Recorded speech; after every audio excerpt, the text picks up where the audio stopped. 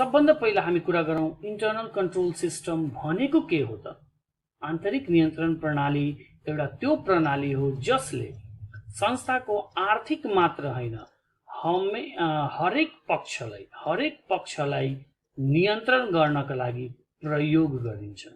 भनेपछि internal control system is a system that helps to maintain the check and balance in the whole organisation. हामीले केही परिभाषाहरू यहाँ लेखेका छौँ, तपाईँ यहाँ हेर्न सक्नुहुन्छ। Internal control system includes a set of rules, policies, procedures in an organization that implements to provide direction, increase efficiency and effectiveness, and strengthen the adherence to policies. Internal control भनेको एकदम सिम्पल भाषामा भन्यो भने internal check plus internal audit भन्न सक्छौँ हामी। यानी कि आन्तरिक चेक जाँच, यानी कि संस्थाले आफैले जुन कारोबार गर्ने बेलामै जुन चेक जाँच सही छ कि छैन भनेर चेक गर्नु, प्लस आन्तरिक लेखा परीक्षण कुनै पनि कारोबार भइसकेपछि मात्र गरिन्छ। तर आन्तरिक चेक जाँच चाहिँ के हुन्छ?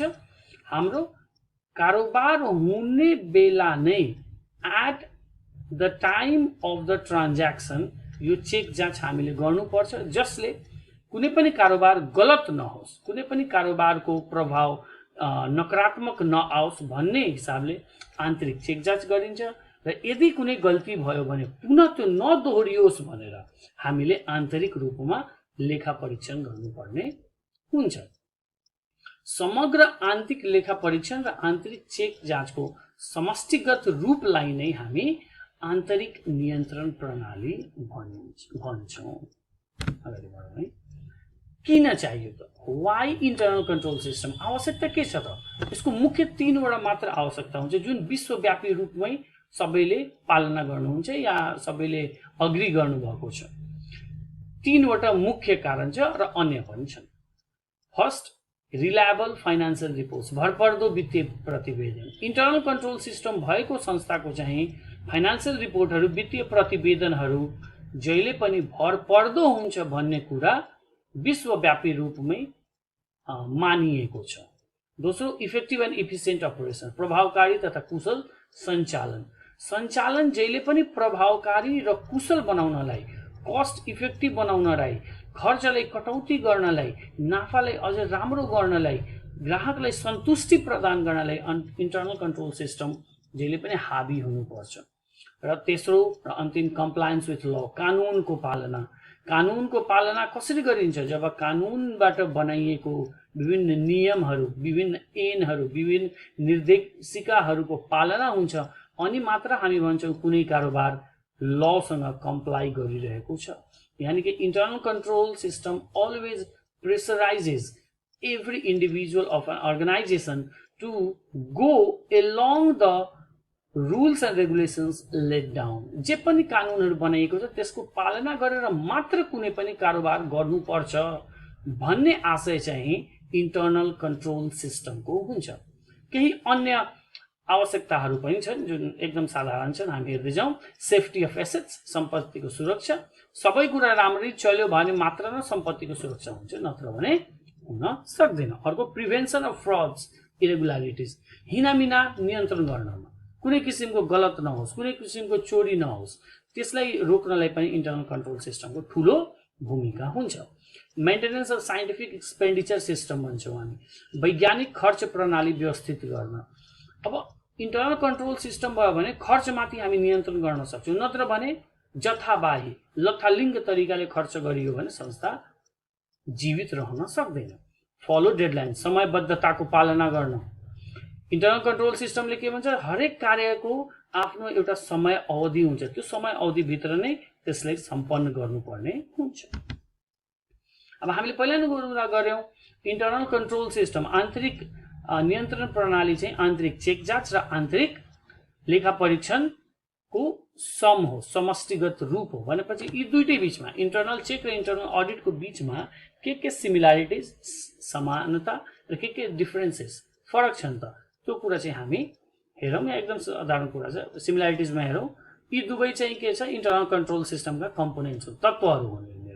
दुईटैले आर्थिक गतिविधि अलावा अन्य गतिविधिको बारेमा निरीक्षण परीक्षण गर्छन्। मात्र आर्थिक हैन, फाइनान्शियल हैन, नन फाइनान्शियलको पनि कुरा गर्छन् दुईटैले। दुईटै संस्थाले कस्ट बढाउनुको साथसाथै इफिसियन्सी पनि ल्याउँछ। यहाँ कस्ट बढाउनु भन्दा पनि जहाँ आवश्यक छ त्यहाँ कस्ट चाहिन्छ, तर त्यसले इफिसियन्सी दिनु पर्यो। हामीले यदि नयाँ मेसिन ल्याएर हाम्रो खर्च बढाएको छौँ भने त्यो नयाँ मेसिनले हाम्रो संस्थालाई राम्ररी प्रतिफल पनि दिनुपर्छ भन्ने कुरामा भन्छन्। कस्ट बढ्नु नराम्रो कुरा हैन, कस्ट बढे पनि त्यसबाट आउने फाइदा पनि बढ्यो भने त्यो एकदम जायज मानिन्छ। दुईटैले संस्थामा हुन सक्ने गल्ती, कमजोरी, छलकपट समयमा समाधान गर्न सहयोग गर्छ। मिन्स जे पनि गल्ती हुन सक्छ, कमजोरी हुन सक्ला, कुनै किसिमको फ्रड हुन सक्ला, त्यसलाई समाधान गर्नमा मद्दत पुर्याउँछ र दुईटैले संस्थाको आन्तरिक नियन्त्रण प्रणालीलाई अझ मजबुत बनाउँछ। कुनै एउटाको अभावमा हैन आन्तरिक नियन्त्रण प्रणालीमा ठुलो असर पर्न सक्छ। अब डिफरेन्सेसको कुरा गरौँ। Internal audit, internal check. Internal audit accounting सकिएपछि मात्र हुन्छ। हामीले पहिला नै गऱ्यौँ भनेको लेखा परीक्षण कारोबार सकेपछि मात्र हुन्छ, तर आन्तरिक चेक जाँच कारोबार सँगसँगै हुन्छ। इन्टरनल अडिट जेनरली तेस्रो पक्षले गर्छ। तेस्रो पक्ष भन्दाखेरि जो चाहिँ कारोबारमा प्रत्यक्ष रूपमा संलग्न हुँदैन, चाहे त्यो संस्थाको आफ्नै अडिट डिपार्टमेन्ट किन नहोस्, उनीहरू कारोबारमा संलग्न हुँदैनन्, उनीहरू तेस्रो पक्ष मानिन्छ। इन्टरनल चेक भनेको एउटा कामको एउटा पार्ट मात्र हो। ल यो काम गर्नु छ, यसरी हामीले गर्दा ठिक्क हुन्छ, र हामीलाई पहिलेदेखि नै थाहा हुन्छ। इन्टरनल अडिट डिटेक्टिभ हुन्छ। डिटेक्टिभ किन भन्दाखेरि यो चाहिँ काम सकेपछि पत्ता लगाउने कुरा हो, र इन्टरनल चेक चाहिँ प्रिभेन्टिभ हुन्छ। यो चाहिँ प्रिभेन्ट गर्नमा, कुनै गल्ती हुनबाट बचाउनमा चाहिँ यसले मद्दत गर्छ।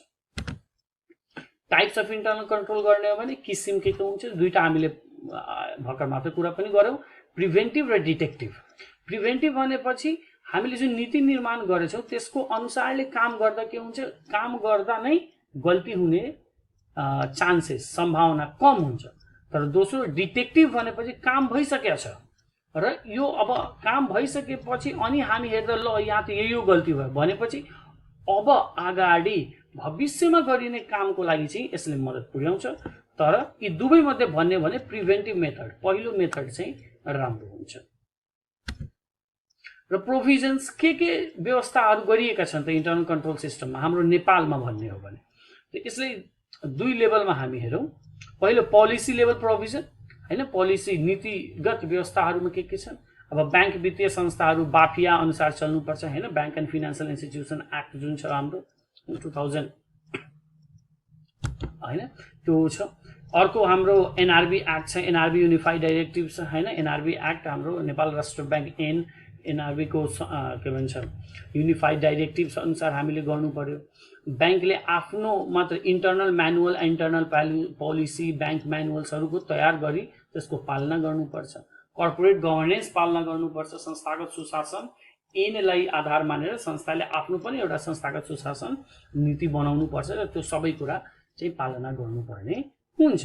र दोस्रो अर्गनाइजेसनल संस्थागत व्यवस्थाहरू के छन् त। सबभन्दा पहिलो नै हो, सबभन्दा माथिल्लो तह बीओडी जसले भन्छौँ हामी, बोर्ड अफ डाइरेक्टर्स, सञ्चालक समिति, उनीहरूले इन्टरनल कन्ट्रोलमा ध्यान दिनुपर्छ। अर्को एल्को भन्छ, एसेट लायबिलिटी कमिटी हैन, सम्पत्ति र दायित्व समिति भनेर जसले चाहिँ विभिन्न इन्टरनल कन्ट्रोल सिस्टमलाई लागू गर्न मद्दत पुर्याउँछ र निर्णय लिन्छन्। एलपीएमसी भन्छौँ, लोन पोर्टफोलियो म्यानेजमेन्ट कमिटी। हरेक ब्याङ्कमा चाहिँ ऋण पोर्टफोलियो व्यवस्थापन समिति भनेर हुन्छ, जसले चाहिँ ऋणको कस्तो प्रकृतिका ऋणहरू गइरहेछन्, कुन ऋण खराब भइरहेछ, कुन ऋण उठ्नमा गाह्रो भइरहेछ, त्यसप्रति निर्णय लिन्छन् हैन। त्यसपछि इन्टरनल अडिट डिभिजन हुन्छ, आन्तरिक लेखा परीक्षण महाशाखाहरू हुन्छन्। कम्प्लायन्स डिभिजन्स हैन, अनुपालन महाशाखाहरू पनि हुने गर्छ, जसले चाहिँ नियम कानुन फलो भइरहेको छ कि छैन ब्याङ्कमा त्यस बारेमा चेक जाँच गर्छन्। रिस्क म्यानेजमेन्ट, जोखिम व्यवस्थापन महाशाखा, जोखिम व्यवस्थापन समितिहरूले चाहिँ विभिन्न जोखिमहरूले कसरी व्यवस्थित भनेर टाइममा उनीहरूले आफ्नो एउटा नियम कानुन, डिसिप्लिन या भनौँ न डिरेक्सन्सहरू चाहिँ प्रदान गरिन्छ। कर्पोरेट गभर्नेन्स म्यानेजमेन्ट कमिटी पनि हुन्छ हैन।